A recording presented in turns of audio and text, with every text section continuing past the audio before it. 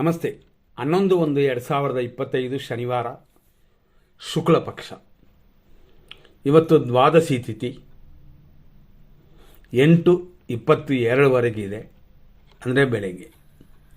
ಆ ನಂತರ ತ್ರಯೋದಶಿ. ಇವತ್ತಿನ ನಕ್ಷತ್ರ ರೋಹಿಣಿ 12:29 ಅಂದರೆ ಮಧ್ಯಾಹ್ನದವರೆಗೂ. ಆ ನಂತರ ಮೃಗಶೀರ್ಷ ನಕ್ಷತ್ರ. ರೋಹಿಣಿ ನಕ್ಷತ್ರ ಇರುವವರೆಗೂ ಅಂತಂದರೆ ಬೆಳಗ್ಗೆ 6:45 12:29 ಅಮೃತ ಮತ್ತು ಸಂಪತ್ತು. ಆದ್ದರಿಂದ ಶುಭವಾಗಿದೆ. ಆನಂತರ ಬರುವ ಮೃಗಶೀರ್ಷ ನಕ್ಷತ್ರ ಕಾರ್ಯಸಿದ್ಧಿ ಆದರೂ ಕೂಡ ಕ್ಷಯವಾಗಿದೆ. ಕೊಡುವ ತಗೊಳ್ಳುವ ವಿಷಯಗಳಲ್ಲಿ ಖಂಡಿತ ಗಮನ ಕೊಡಬೇಕು. ಹಂಗಾಗಿ ಇವತ್ತಿನ ದಿನ ಪ್ರಕಾರ ದ್ವಾದಶಿ ತ್ರಯೋದಶಿ ಎನ್ನುವ 2 ತಿಥಿಗಳು ಶುಭ ತಿಥಿ ಆದರೂ ಮೃಗಶೀರ್ಷ ನಕ್ಷತ್ರ ಮಾತ್ರ ದೋಷ ಕೊಡುತ್ತದೆ. ಇದು ಮಧ್ಯಾಹ್ನ 12:30 ಮೇಲೆ. ಹಂಗಾಗಿ ಅಲ್ಲಿಯವರೆಗೂ ಶುಭ ಸಮಯ, ಶುಭ ದಿನ. ಆದರೂ ಶನಿವಾರ, ಧನುರ್ಮಾಸ, ಈ ವಿಷಯಗಳನ್ನ ಮನಸ್ಸಲ್ಲಿ ಇಟ್ಕೊಳ್ಳಿ. 2025 ವರ್ಷ ಭವಿಷ್ಯ ಕೊಡಿ ಅಂತ ಎಲ್ಲರೂ ಕೇಳಿದ್ರು. ಆದರೆ ಇನ್ನೂ ನಾವು ಅದನ್ನು ನಮ್ಮ ಆಚರಣೆಯಾದ ಉಗಾದಿ, ಸೌರಮಾನ ಪ್ರಕಾರನೂ ಉಗಾದಿ ಈ ರೀತಿ ಕೊಟ್ಟು ನಮಗೂ ರೂಢಿಯಾಗಿರೋದ್ರಿಂದ ಬರೀ ಇಂಗ್ಲೀಷ್ ವರ್ಷ ಹೊಸ ವರ್ಷದಲ್ಲಿ ಏನೂ ಸಿಗೋದಿಲ್ಲ. ಆದ್ದರಿಂದಾಗಿ ನಾವು ಅದನ್ನೆಲ್ಲ ಹೆಚ್ಚು ಕಮ್ಮಿ ರೆಡಿ ಆಯಿತು ಅಂತಂದರೆ ಉಗಾದಿ ಕೊಡೋಕ್ಕೆ. ಅದರ ವಿಷಯ ಇನ್ನು ಬೇಗ ಬರುತ್ತೆ. 2025 ಕೆಲವರಿಗೆ ನಷ್ಟ, ಕೆಲವರಿಗೆ ಲಾಭ. ಹೀಗಾಗಿ ನಕ್ಷತ್ರ ಮತ್ತು ರಾಶಿಯ ಮೇಲೆ ಇರುತ್ತದೆ. ನಮಗೆ ಕೆಲವರು ಚೆನ್ನಾಗಿ ಮಾತಾಡುವವರು ಕೂಡ ನಿಲ್ಲಿಸಿಬಿಟ್ರು. ಅದು ಕಾಲ ಸಮಯ ಅಂತ ತಿಳ್ಕೋಬೋದು. ನೋವುಗಳಾದರೂ ಏನೂ ಮಾಡೋಕ್ಕಾಗಲ್ಲ. ಅದಕ್ಕೆ ಚಕ್ರ ಉರುಳು ಹೋಗುತ್ತದೆ. ಇವತ್ತಿನ ದಿನದಲ್ಲಿ ಅಂತಂದರೆ ನಕ್ಷತ್ರಗಳಿಗೆ 2 ನಕ್ಷತ್ರ ಇದೆ. ಒಂದು ನಕ್ಷತ್ರ ಮಾನುಷೀಯ ಗಣ, ರೋಹಿಣಿ ನಕ್ಷತ್ರ. ಮೃಗಶೀರ್ಷ ದೇವಗಣ. ಇವತ್ತಿನ ಯೋಗ ಪ್ರಕಾರ ನಾವು ಫಸ್ಟೇ ಹೇಳಿದ್ವಿ, ಮಧ್ಯಾಹ್ನದವರೆಗೂ ಶುಭಕರವಾಗಿರೋದ್ರಿಂದ ನಿಮ್ಮ ಕೆಲವು ಕಾರ್ಯಗಳನ್ನು ಮಧ್ಯಾಹ್ನದ ಒಳಗಡೆ ಮಾಡಿಕೊಳ್ಳಿ. ಇವತ್ತು ಮಿಥುನ ರಾಶಿ ಇದೆ. ಮೃಗಶೀರ್ಷ ನಕ್ಷತ್ರ 2ನೇ ಪಾದವರೆಗೂ ವೃಷಭ, ಆಮೇಲೆ ಮಿಥುನ.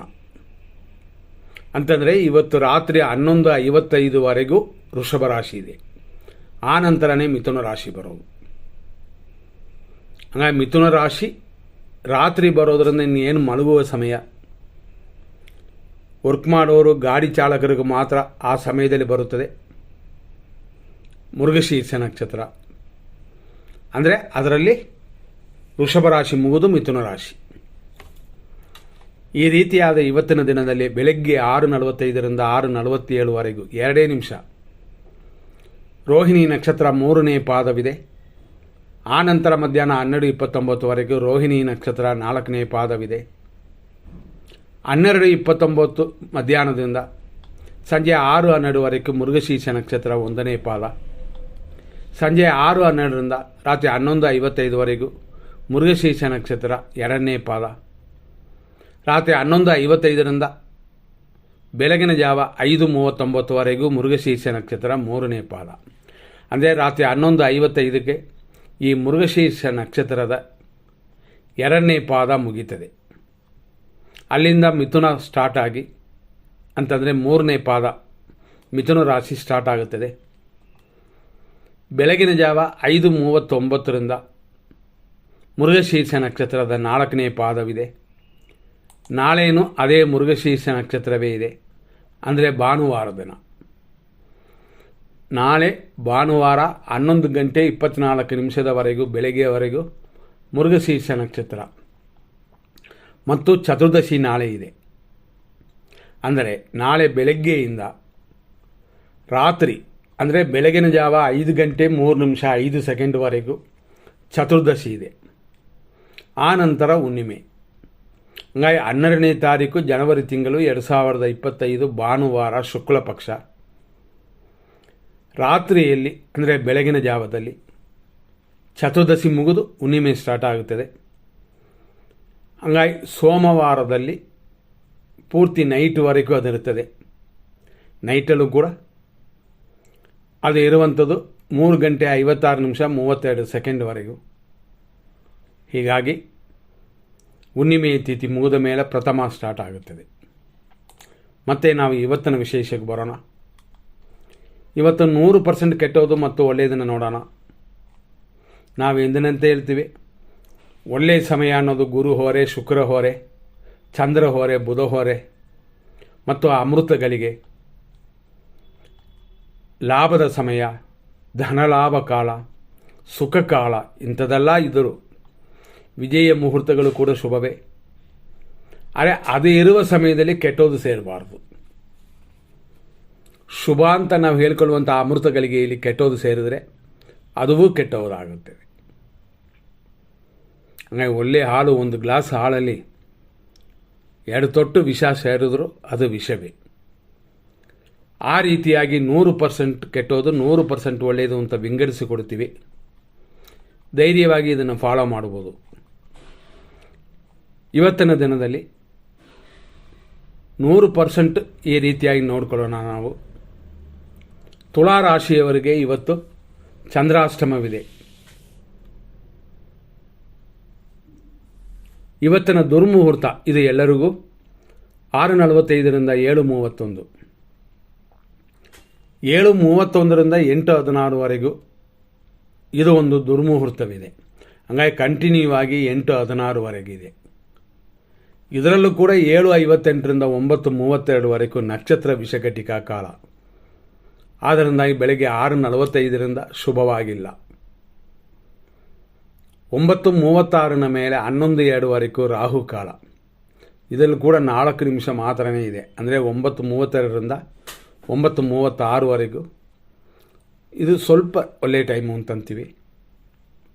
ಆದರೂ ಕ್ಷಣಕಾಲವೇ ಇರೋದರಿಂದ ಅದನ್ನು ಉಪಯೋಗಿಸೋದು ಕಷ್ಟ ಆಗುತ್ತೆ. ಮಧ್ಯಾಹ್ನ 12 ಗಂಟೆ 1 ನಿಮಿಷದಿಂದ 12:46ವರೆಗೂ ದುರ್ಮುಹೂರ್ತ. ದುರ್ಮುಹೂರ್ತ ಮುಗೀತೆ ಅಂತಂದರೆ ಮಧ್ಯಾಹ್ನ 1:53ರಿಂದ 3:19ವರೆಗೂ ಯಮಕಂಡ ಕಾಲವಿದೆ. ಸಂಜೆ 4 ಗಂಟೆ 6 ನಿಮಿಷದಿಂದ ಸಂಜೆ 6:18ವರೆಗೂ ಮೃತ್ಯು. ಸಂಜೆ 5:50ರಿಂದ 7:22ವರೆಗೂ ನಕ್ಷತ್ರ ವಿಷಘಟಿಕಾ ಕಾಲ. ರಾತ್ರಿ 2 ಗಂಟೆ 2 ನಿಮಿಷದಿಂದ 3:36 ಲೇಟ್ ನೈಟ್ ಅಂತಂದರೆ ರಾತ್ರಿ ವಿಷಕಾಲವಿದೆ. ಅದೇ ಥರ ಅಲ್ಲಿಂದ ಕಂಟಿನ್ಯೂ ಆಗಿ 4 ನಿಮಿಷ ಮಾತ್ರನೇ ಗೇಪು. ಅಂದರೆ 3:40ರಿಂದ 5:14ವರೆಗೂ ನಕ್ಷತ್ರ ವಿಷಘಟಿಕಾ ಕಾಲ. ಆನಂತರ ವೃಶ್ಚಿಕ ರಾಶಿಯವರಿಗೆ ಚಂದ್ರಾಷ್ಟಮ ಸ್ಟಾರ್ಟ್ ಆಗುತ್ತೆ. ಹಂಗಾಗಿ ಈ ದಿನ ಹೀಗಿದೆ. ಇದೆಲ್ಲ ಅಶುಭ ಸಮಯಗಳು.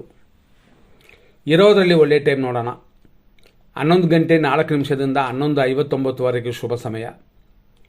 12:48ರಿಂದ ಮಧ್ಯಾಹ್ನ 1:51ವರೆಗೂ ಶುಭ ಸಮಯ. ಮಧ್ಯಾಹ್ನ 3:21ರಿಂದ 4:04ವರೆಗೂ ಅಂದರೆ PM ಶುಭ ಸಮಯ. ಸಂಜೆ 7:24ರಿಂದ ರಾತ್ರಿ ಅಂದರೆ ಲೇಟ್ ನೈಟ್ 2 ಗಂಟೆವರೆಗೂ ಶುಭ ಸಮಯ. ರಾತ್ರಿ 3:36ರಿಂದ 3:40ವರೆಗೂ ಒಂದು ಸಮಯವಿದೆ, ಬೇರೆ 4 ನಿಮಿಷ. ಆಮೇಲೆ ಬೆಳಗಿನ ಜಾವ 5:16ರಿಂದ ಶುಭವಾಗಿದೆ. ನೋಡಿ ನಿಮ್ಮ ಕಾರ್ಯಗಳನ್ನು ಮಾಡಿ. ಯಾವಾಗಲೂ ನಾವು ಅನ್ನುವಂಥದ್ದು ಏನು ಅಂತಂದರೆ ಜನರಲ್ ಆಗಿ ನಾವು ಒಳ್ಳೆಯ ಟೈಮು ಅಂತ ನೋಡ್ತೀವಿ. ಅದು ಅಮೃತಗಳಿಗೆ ಆಗಬಹುದು, ವಿಜಯ ಮುಹೂರ್ತ ಆಗಬಹುದು, ಗುರು ಹೋರೆಯೂ ಆಗಬಹುದು. ಆದರೂ ಅದರಲ್ಲಿ ಕೆಟ್ಟ ಟೈಮ್ ಖಂಡಿತ ಟಚ್ ಆಗಬಾರ್ದು, ಸೇರಬಾರ್ದು. ಆ ಟೈಮಲ್ಲಿ ಸೇರಿದರೆ ದೋಷ ಬರುತ್ತದೆ. ಕೆಲವು ಟೈಮ್ ಗುರು ಹೊರೆ ಅಷ್ಟೊಂದು ಕೆಟ್ಟದು ಅಂತ ಇರಲ್ಲ. ಆದರೂ ಕೆಟ್ಟ ಟೈಮೇ. ನಾವು ಹೇಳಿದಂತೆ 1 ಲೋಟ ಹಾಲಿಗೆ ಎರಡು ತೊಟ್ಟು ವಿಷ ಬಿದ್ದರೂ ಕೂಡ ವಿಷವೇ. ಆದ್ದರಿಂದಾಗಿ ಗುರು ಹೊರೆಯಲ್ಲೂ ಕೂಡ ಈ ವಿಷಯಗಳನ್ನು ನಾವು ಫಾಲೋ ಮಾಡಬೇಕಾಗ್ತದೆ. ಇಲ್ಲಿಯವರೆಗೆ ಇಷ್ಟು ವಿಷಯಗಳನ್ನ ನೋಡಿದ್ವಿ. ತಾರಾ ಮತ್ತು ಚಂದ್ರಬಲವನ್ನು ನೋಡೋಣ. ನಾವು ಹೇಳಿದಂತೆ ರೋಹಿಣಿ ಮೃಗಶೀರ್ಷ ನಕ್ಷತ್ರಗಳು ಇವತ್ತಿದೆ ಅಂತ ಹೇಳಿದ್ವಿ.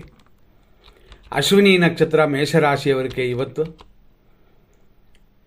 ಮಧ್ಯಾಹ್ನ 12:30ವರೆಗೂ ಕ್ಷೇಮವು, ಸ್ವಲ್ಪ ಧನಹಾನಿಯೂ ಇದೆ. ಹಣಕಾಸಿನ ವ್ಯವಹಾರ ಮಾತ್ರ ಎಚ್ಚರ. ಆನಂತರ ಹೇಳಿಕೊಳ್ಳುವಂತೆ ಸಮಯವಿಲ್ಲ, ಉತ್ತಮವಾಗಿಲ್ಲ. ಭರಣಿ ನಕ್ಷತ್ರ ಮೇಷರಾಶಿಯವರಿಗೆ ಇವತ್ತು ಖಂಡಿತವಾಗಿ 12:30ವರೆಗೂ ಸರಿಯಾಗಿಲ್ಲ. ಆನಂತರ 50% ಚೆನ್ನಾಗಿದೆ, ಆದರೆ ಹಣಕಾಸಿನ ವ್ಯವಹಾರ ಬೇಡ. ಕೃತಿಕಾ ನಕ್ಷತ್ರ ಮೇಷರಾಶಿ 1ನೇ ಪಾದ, ಸಂಪತ್ತು ಉಂಟು, ಸೇಮ್ ಟೈಮಲ್ಲೇ ಧನಹಾನಿಗೆ ಉಂಟು. ಅಂದರೆ ಏನರ್ಥ ಅಂತಂದರೆ ಬರುವಂಥದನ್ನು ಭದ್ರವಾಗಿ ಕಾಪಾಡಿಕೊಂಡ್ರೆ ತೊಂದರೆ ಇಲ್ಲ, ಇಲ್ಲಾಂದರೆ ಬರೋದು ಇನ್ನೊಂದು ಕಡೆ ಹೋಗ್ಬಿಡ್ತದೆ ಅಂತ. ಕೃತಿಕಾ ನಕ್ಷತ್ರ ವೃಷಭ ರಾಶಿ, ನಿಮಗೂ ಅದೇ ರೀತಿಯಲ್ಲೇ. ಆದರೂ 12:30ವರೆಗೂ ಸಂಪತ್ತು, ಶರೀರ ಸುಖವೆಲ್ಲ ಇದೆ. ಆನಂತರ ಅಶುಭವಾಗಿದೆ. ರೋಹಿಣಿ ನಕ್ಷತ್ರ ವೃಷಭ ರಾಶಿ, ಜನ್ಮತಾರೆ, ಶರೀರ ಸುಖವೆಲ್ಲ ಇದೆ 12:30 ಮಧ್ಯಾಹ್ನದವರೆಗೂ. ಆನಂತರ ಇನ್ನೂ ಚೆನ್ನಾಗಿದೆ, ಸಂಪತ್ ಮತ್ತು ಶರೀರ ಸುಖವಿದೆ. ಮೃಗಶೀರ್ಷ ನಕ್ಷತ್ರ ವೃಷಭ ರಾಶಿ, ಪರಮ ಮಿತ್ರಧಾರೆ, ಶರೀರ ಸುಖವೆಲ್ಲ ಕೂಡಿ ಬಂದಿದೆ. ಇದು ಮಧ್ಯಾಹ್ನದವರೆಗೂ, ಅಂದರೆ 12:30ವರೆಗೂ. ಮೃಗಶೀರ್ಷ ನಕ್ಷತ್ರ ಮಿಥುನ ರಾಶಿ, ನಿಮಗೂ ಅದೇ ರೀತಿಯಲ್ಲಿ 12:30ವರೆಗೂ ಚೆನ್ನಾಗಿರುತ್ತದೆ. ಆದರೆ ಇವತ್ತು ಸ್ವಲ್ಪ ಖರ್ಚುಗಳು ಜಾಸ್ತಿ ಆಗುತ್ತದೆ ಮೃಗಶೀರ್ಷ ನಕ್ಷತ್ರ ಮಿಥುನ ರಾಶಿಯವರಿಗೆ.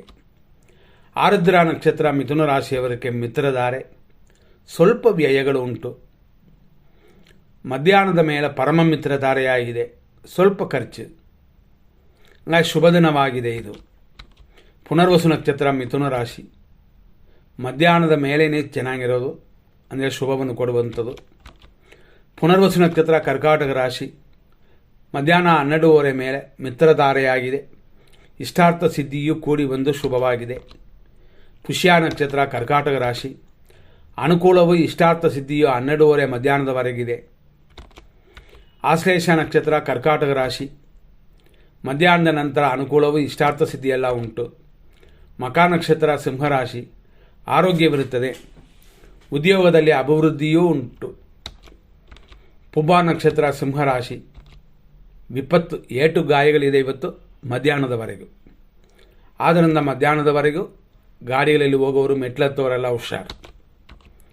ಉತ್ತರ ನಕ್ಷತ್ರ ಸಿಂಹರಾಶಿ, ಸಂಪತ್ತು ಉಂಟು, ಕೆಲಸ ಕಾರ್ಯಗಳ ಅಭಿವೃದ್ಧಿಯೂ ಉಂಟು.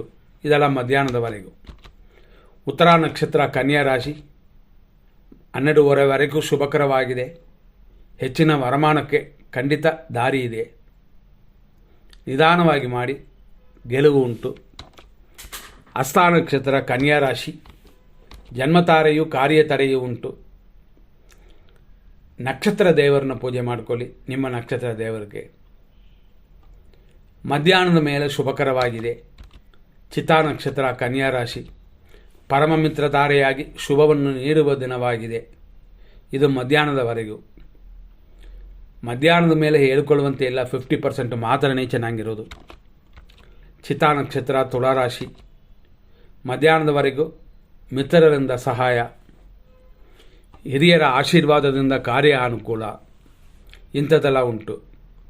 ಹಂಗಾಗಿ ಡೈಲಿ ಔಷಧಿ ತಗೊಳ್ಳೋದು ಸರಿಯಾಗಿ ತಗೊಳ್ಳಿ.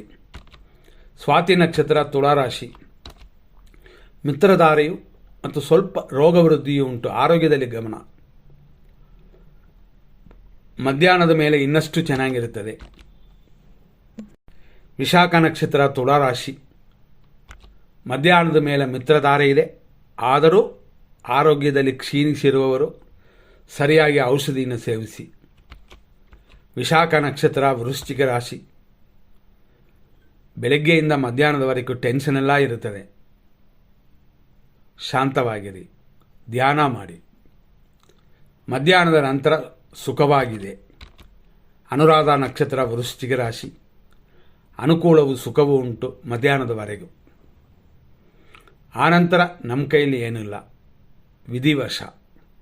ದೇವರಲ್ಲಿ ಪ್ರಾರ್ಥನೆ ಇರಲಿ. ಜ್ಯೇಷ್ಠ ನಕ್ಷತ್ರ ವೃಶ್ಚಿಕ ರಾಶಿ.